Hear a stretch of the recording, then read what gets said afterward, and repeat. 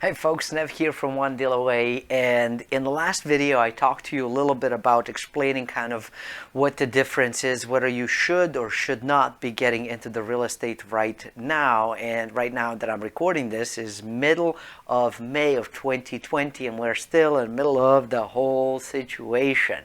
In the last video I have explained to you of why you could potentially get into some properties right now that could actually help you a great deal, and there's some amazing benefits to do that. And I've also told you about the ability to kind of be able to learn and how to do those things. But I've promised to do a video where I'm going to talk about what happens when you get these properties, and then when lending gets a bit easier, of what we can do. I hope you're excited about this stuff, because I can't wait to tell you about what possibilities exist in the upcoming future for us, aside from getting amazing deals, but how to actually then start leveraging some of those properties through lending to actually make even more money.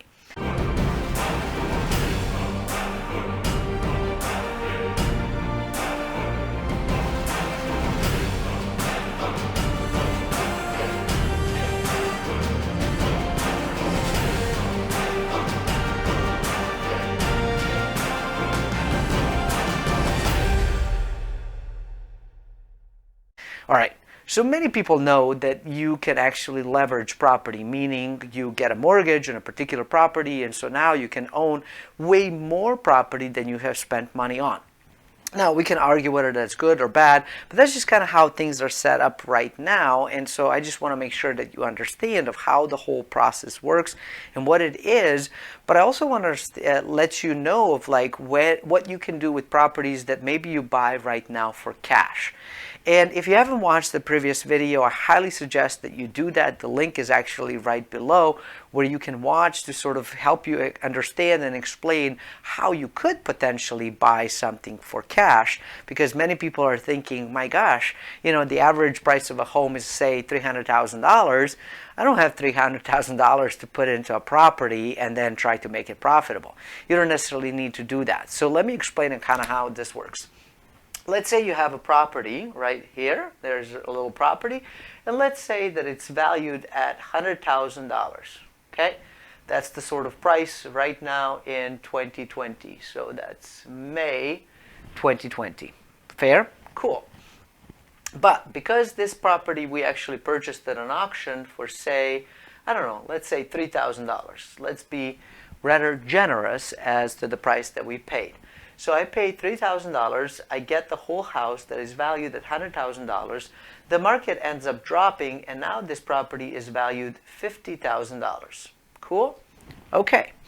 Yeah, it would have been nicer if it stayed at $100,000, but you know what? If I paid $3,000 for something that now I can sell for $50,000 or refinance for $50,000, I am still winning. I'm still doing okay. I am perfectly fine with that proposition. Now, here's what the problem is, and I've already explained that part of the problem right now is lending. While the rates are super low, the lending is problematic. When lending becomes a bit more open, a bit easier for average people to be able to do that, because right now it's pretty easy for large corporations through all of this money printing. But I'm going to talk about like a random, simple human being like you and me, right? There we go. That's us. We are looking to basically be able to leverage this particular asset to get some money. And the reason we want to get some money is so that we can actually go out and buy another property, which basically then helps us with growing our portfolio and be able to leverage the money that we're getting in. Because if we rent this property, right, for some sort of money, and I'm able to pull some cash and then rent this, actually probably should put an error like this, for some money, this money actually ends up potentially doubling up. And now my passive cash flow, the cash flow that I'm getting from these rentals, keeps going up, and I can keep sort of growing. And this is how money and wealth is being not just preserved, but also being made. Number one way is to actually buy really well. So you buy well below the price. You also buy in such a way where your rent supports the cost of ownership, and then you put some of the cash aside, be able to buy another one, and it slowly starts rolling. And next thing you know is, instead of buying one house at a time, you can actually buy, like 2 or 3 or more houses at one time and be able to actually pull cash through rental and refinance for all of them. So what I want to talk about right now is that, say that you did purchase this particular house for $3,000. Now what? All right, let me erase this a little bit so that we have space to work with, and then we're going to start talking about the whole lending piece. All right. Okay, so now we're back to our little house that we purchased for $3,000 that was valued at $100,000 at one point, but now it's valued at $50,000. Well, there's a thing called bank, okay? This is my version of a bank. Don't judge. Hopefully you can understand. So I have this bank right over here, and I go to the bank and I say, I have this asset that I would like to put as a collateral, and I would like to borrow some money against it. Now the bank looks at it and says, well, it's valued at $50,000. Now we're not going to lend you all $50,000 on that particular house, but you know what? We are willing to lend you 50%. Okay? 50% of $50,000 is $25,000. Yes? Right? It's basically a half. Well, if I follow the same methodology of how I obtained the first property, that means that now, and maybe the prices have risen now, maybe each house I can buy now for $5,000. Now I can potentially purchase 5 times of the same property that I purchased before, right? So I buy 5 times of these things, and each one of them is valued at, say, $50,000. Now, the math is not always going to work out exactly the same. I hope you understand that component. But what I'm trying to do is help you understand and help teach you the concepts of kind of how things work within real estate, especially when we're able to buy highly valuable property for a low amount of money and then use the current banking and current systems that exist to benefit us and not necessarily bankrupt us, right? So that's the key component, right? So when I can go in and now I can buy 5 of these homes, $50,000 each, right? Well, let's do the math. That means that now I have $250,000 worth of properties, worth of equity that I have acquired. Now, each one of these is going to fetch me a renter, 1, 2, 3, 4, 5, and each one of those is going to bring me some cash. Now, how much cash is going to be is really going to depend on the market, but let's assume that I can get $100 for each, right?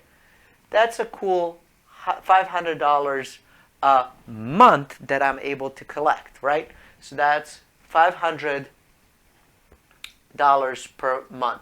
Now, it's not a huge amount of money, but it is a nice chunk of change, which also allows you to not have to rely on the government to keep sending you some sort of paycheck or whatever, that you're able to collect from these properties that you have, and you're also providing housing for people that actually need it, which is a pretty nice, nifty, and amazing idea.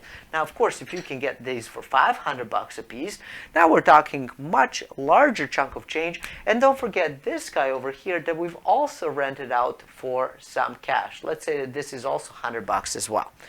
This is a pretty cool and amazing deal that you're able to get. And again, the math may not necessarily make sense, and you're like, well, wait a minute, why am I buying something at $3,000 or $100,000 or whatever that is only making $100?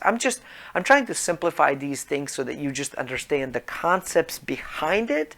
Don't get stuck with the dollar amount or what exactly is going on. This is just a basic kind of component of what I'm able to do when the lending opens up. So if I can afford to buy this for $3,000 or $10,000 or $50,000, whatever, you just want to make sure that your purchase price is much lower than the market value, even when deeply discounted. That's the key component here.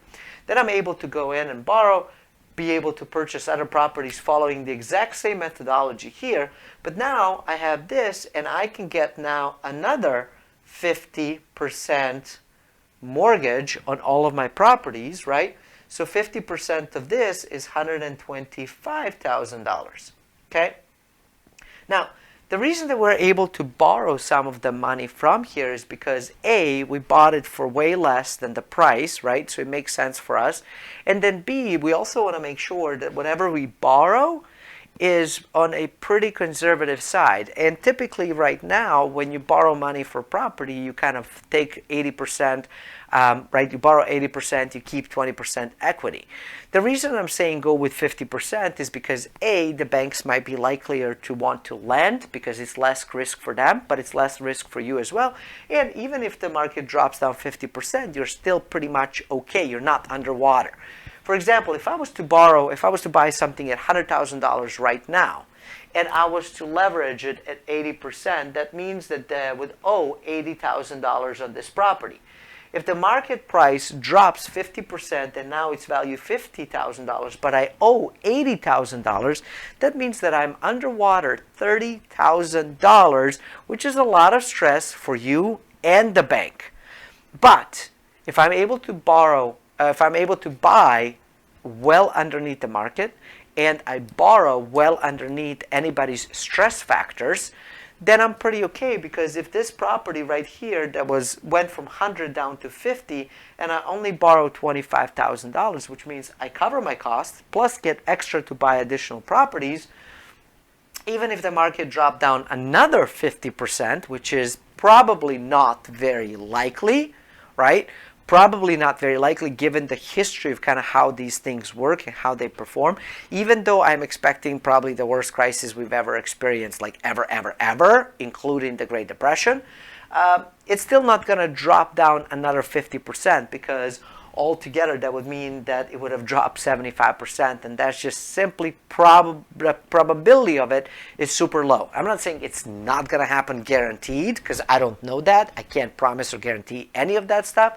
What I'm saying is the probability, looking at the historical trends and how things behave, is minusculely low. And because we're also waiting for this to drop and putting it in, and we're using it as a source of actually income to be able to produce income for us to be able to sustain the stuff, it further down reduces the probability and the risk for us as well as the bank, which is why they're more likely to want to actually rent to us. So now I'm able to turn my $3,000 into $125,000 of cash. And the cool part is, when you borrow money, you don't have to pay taxes on that because you didn't earn it. You borrowed it, and borrowed money is not taxable. Then you can take this money and follow the same methodology, the way that we have described it before, and be able to get more and more properties. And at some point you may decide, you know what, I'm going to sell some of these things, and you can. And so now, say that it's been, say that we've entered year 2023 by the time all of this stuff happens, right? We bought this one right now in 2020. We were able to wait till 2021, get this stuff in 2021. We kind of bought all of these properties in 2022, and now, I bought some of the other stuff and it's 2023, and I decide, this particular property that I bought over there, I no longer want to hold on to it for whatever reason. Maybe I changed my mind. Maybe, the tenant wants to buy it. Maybe I need additional cash, that kind of stuff. And let's assume that the market didn't even go up. Again, property market tends to start going up, like you see the sort of decline, and then things start slowly kind of shaping down and then going back up. But let's say that the market doesn't even do that. It just does the sort of what they call the L market, where the prices were here, then it kind of takes the nosedive, and then it just stays static. That's the L drop that you might have heard me or heard some other people talk about. In the L drop, this means that this particular house would have been $100,000 here. It drops to $50,000 here, and then it stays static. It doesn't really change over time. So that means that now in 2023, again, I don't know what exactly is going to happen. I'm just trying to teach concepts here. So stay with me. Don't get stuck on the years. Don't get stuck on the amounts. I just want you to understand the concepts. Fair? Cool. So I can go in and I can basically take this property, sell it at the market for $50,000 to a buyer who is really, really, really excited to have it so they can have a home. And apparently the mouth and the eyes are connected on this guy. So There goes that. I'm not judging, he's buying, okay? So now I'm able to get in $50,000, right? And of course, I have a loan of $25,000. By this point, it's actually going to be slightly under, right? So it's going to be a little bit less than $25,000. But again, let's just work with the math of trying to keep this super, super, super simple, super, super, super high level so that you understand the concepts. So I am able to pay this off. So I pay the bank. This goes to the bank. Okay? And I am able to take $25,000 as profits. Now, because I sold this particular property, I'm going to have to pay taxes on this guy, okay?